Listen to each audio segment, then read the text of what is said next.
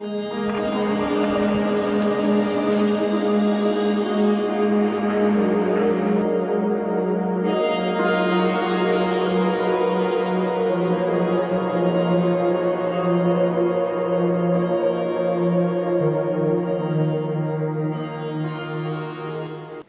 भारत है और हम लोग उस जगह से ज़्यादा दूर नहीं हैं जिसे जानकार कहते हैं मिशंस का कब्रिस्तान। मैं बिहार में हूँ जो 10 लाख से ज़्यादा लोगों का घर है। गरीबी और कुपोषण यहाँ बहुत ज़्यादा है और एक आदमी की औसत आयु सिर्फ 53 साल है। दुष्टात्माओं की गतिविधियाँ चारों ओर फैली हुई हैं और ज़्यादातर लोगों ने सुसमाचार कभी सुना ही नहीं है, यहाँ तक कि एक बार भी नहीं। हजारों सालों से हमारा जीवन कठिन रहा है। हमारे बच्चे कम उम्र में मरते हैं और हम में से बहुत से बीमार हैं। आत्माओं, दुष्ट आत्माओं को बलिदान चढ़ाकर हम कोशिश करते हैं खुश रखने की। हम उन्हें जानवर देते हैं, कुछ अनाज देते हैं और यहाँ तक कि अपने बच्चे भी दिए हैं, लेकिन ये फिर भी आते हैं और कभी कभी जान भी ले लेते हैं। ये रात में भूतों की तरह आते हैं। एक दुष्ट उपस्थिति घर में बनी रहती है और ये हमें नींद में डराते हैं। डर, दुख और तकलीफें हमने हमेशा से बस यही जाना है। बिहार पूरी तरह से दुनिया से कटा हुआ है, आत्मिक तौर पे भी और भौगोलिक तौर पे भी। यहाँ आने के लिए सफ़र के कई खराब दिन देखने पड़ सकते हैं और किसी का भी बाहर से आना मना है, खास करके वेस्ट से आए हुए लोगों का।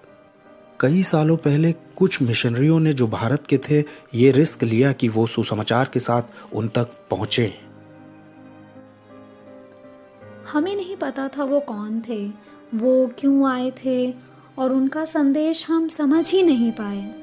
वो हमारी मदद करना चाहते थे, पर कहीं ना कहीं हम समझ गए थे कि उनका स्वागत नहीं हुआ है, खास तौर से उन आत्माओं के द्वारा, और हमने नहीं सुना।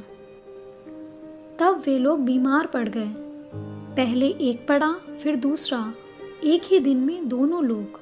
हमारे बीच में से 4 और लोग मरे और हमें लगा कोई बड़ी शक्ति हमसे नाराज हो गई है क्योंकि हमने इन लोगों को ग्रहण नहीं किया। और तब वो हमें दिखाई दिया और हमारे सैकड़ों लोगों को भी। एक आदमी जो लहराता हुआ लबादा पहने था और उसकी दाढ़ी थी, वो बादलों में हमारे गांव के ऊपर मंडरा रहा था। वो रोते हुए पहाड़ों पर चलता हुआ दिखाई दिया जैसे वो प्रार्थना कर रहा हो। कुछ लोगों ने उसे गांव के पास से गुजरते हुए भी देखा, रात में भी और दिन में भी।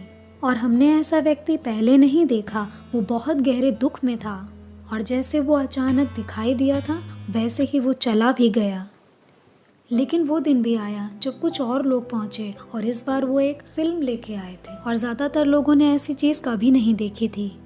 ये एक आदमी की कहानी थी और उन्होंने कहा एक अच्छे आदमी की, पर हमने जैसे ही पर्दे पर उसे देखा वहाँ पर हलचल मच गई और हम सब चौंक गए और हर कोई चिल्लाने लगा, ये तो वही है, ये तो वही है जिसे हमने बादलों में देखा था और जिसे रोते हुए देखा था। और हमें तो यकीन ही नहीं हुआ।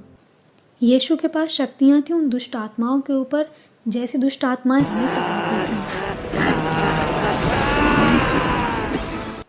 और हमने यीशु के चमत्कारों को भी देखा कि उसने लोगों को चंगा किया उनकी बीमारियों से।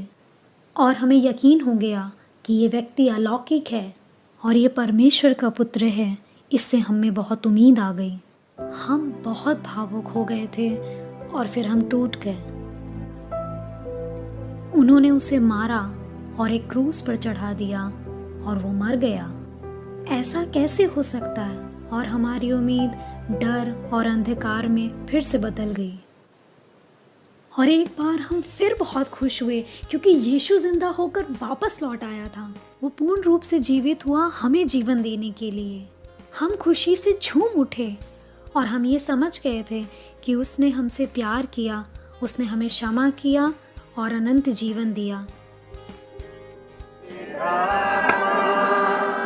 ज्यादातर लोग जो देखने आए थे उन्होंने मसीह को ग्रहण किया उद्धारकर्ता के रूप में। बहुत से चर्च लगभग तुरंत ही शुरू हो गए और अंधेरा चला गया।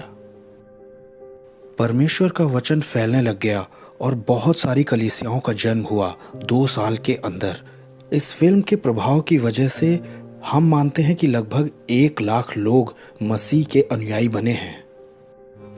ये देखना बहुत ही अच्छा लगता है जब लोग समझते हैं पूरी तरह से कि परमेश्वर आखिर उनसे क्या कह रहा है इस जीसस फिल्म के जरिए से। गोसाइनी मेन आसिक नंदे मेरे गंते कैकल की गुट्टाकेन एंगे कटपे हालांकि इस तरह से उन्हें उनके नए विश्वास में बढ़ते हुए देखना बहुत रोमांचित करता है। ऐसा लगता है उस भीड़ में जैसे कोई बिजली सी उतर गई हो जब वो मसीह के सुसमाचार को अपनी दिली भाषा में सुनते हैं।